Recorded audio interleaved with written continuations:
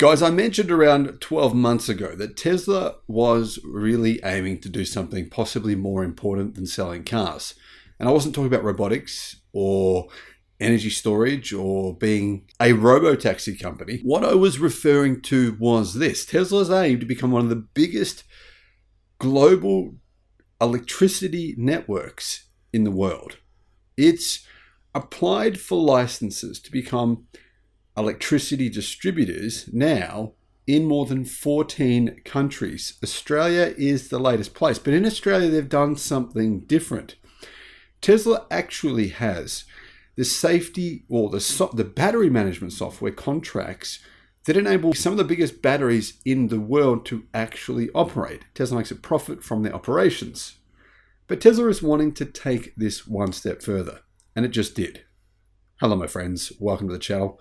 I'm Sam Evans, you're watching The Electric Viking. Tesla has revealed its plan to be an Australian energy retailer. So not just a distributor, but also a retailer, and disrupt traditional incumbents. There is, of course, the Tesla VPP, the virtual power plant in Adelaide. A lot of users, there's thousands of users that use this. They have Tesla home battery packs. And Tesla, of course, basically is able to send power out from their homes, make them money, and then to bring power in when it makes sense to do so. So that's a little nice income earner for Tesla and for those homeowners. Tesla's doing that in a number of different countries worldwide now, not just Australia, of course, there's America, there's other places as well. But Tesla wants to go one step further. That's why it has applied for licenses in 3 European countries, in the UK, Australia, the United States, and I believe some other places as well, to become a traditional, or essentially, a traditional / new school energy retailer. It plans on disrupting traditional incumbents, and it knows exactly how to do it. It does it extremely well. It's already done it in the past here in Australia. The first big battery pack installed in the world, and I mean big battery pack at the time, it was the biggest in the world, was mocked by our government. They said it wouldn't work. Our Prime Minister said it was a joke. He called it a big banana. Anyway, it made so much money for the company that paid Tesla to install it, and then paid Tesla a second time to double the size, that Tesla went, hang on a minute, why don't we do something similar? That big battery actually uses Tesla software, and Tesla makes a tiny little bit of money every time that software makes a contract, essentially. Or basically, the company, which is a French company, French multinational, they pay Tesla a small margin on all their transactions. Now Tesla have already disrupted the $1 trillion global car and, of course, energy market. But they confirmed they plan to take on electricity retailers directly here in Australia, saying they will seek to combine rooftop solar, batteries and EVs and disrupt the business models of traditional incumbents. They're going after coal, they're going after fossil fuels, they're going after gas. The move by the electric car and battery storage monolith, the first flagged exclusively by Renewable Economy back in September, has been made official by the Australian Energy Regulator on Thursday, who said it had accepted Tesla's application and opened it up for submissions. So RenewEconomy.com has reported that Tesla has provided the technology for a number of big battery packs in Australia and worldwide, of course, not just Australia. America has many of them as well. Tesla has provided that technology for the original Hornsdale Power Reserve. So the biggest battery in the world, well, it was until it was made obsolete many times over the past couple of years, sometimes by other Tesla batteries as well, along with the Victoria Big Battery and, of course, household batteries with its Power product, and the creation of virtual power plants that it markets through Energy Local. So Tesla is basically making money on nothing. It's just using its software to integrate different things, integrate with energy networks in order to make it money. I think this is a really, really smart way of making money. Amazon, right? A lot of Amazons, if you look at Amazon as a bookstore or a retailer, when they sell you a product, they maybe make a little markup, but they need a physical product. They need to actually deliver it, and they need to compete on margins.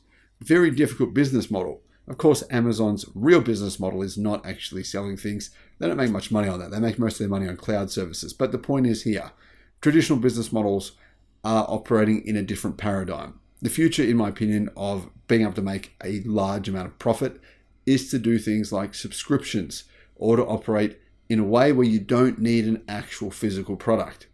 Tesla has already provided the technology for numerous big batteries in Australia, including a battery in Queensland that has just been approved. Tesla has completely dominated the rapidly growing electric vehicle market in Australia, and it accounts for around 2 in every 3 EVs sold so far with the Model 3 and the Model Y. But realistically, how many cars can you sell? I mean, once you've sold a car, yeah, you can continue to sell more cars, but ultimately the global car market is actually shrinking. And one of the key reasons is different forms of mobility. We have all these different forms of electric mobility now. And of course, if you charge them yourself using solar, then the price for you is incredibly small.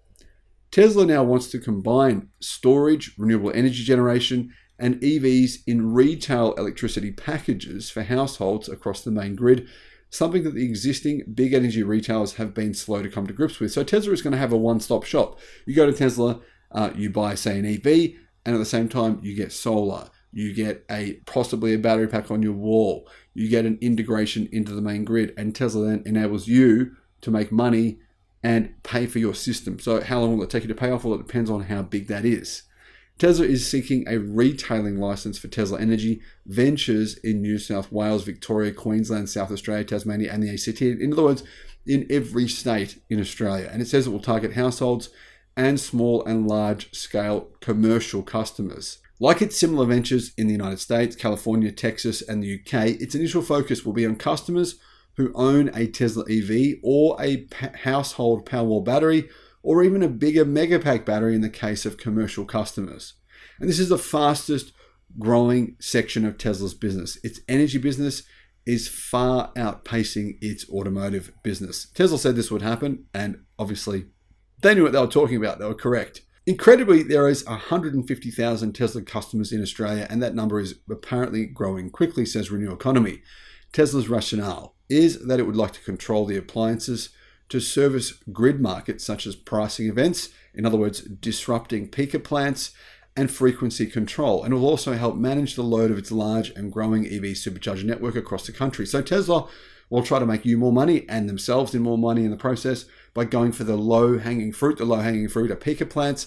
Peaker plants charge incredibly high amounts for electricity. You might see your electricity bill and think, oh, that's higher than usual, probably because you had a few events where peaker plants had to jump in and supply basically the energy grid with very expensive electricity for relatively short periods of time. But during that period of time, sometimes the electricity can be up to 70 times more expensive.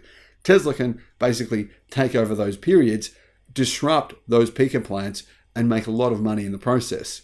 Like other details of its business plans, which were revealed in its published AER application, it's focused on compliance and regulatory issues. Sounds boring, but actually it's very, very lucrative. It says this is just the beginning. With Tesla building its most affordable car yet, Tesla continues to make products accessible and affordable to more and more people, ultimately accelerating the advance of clean transport and clean energy production.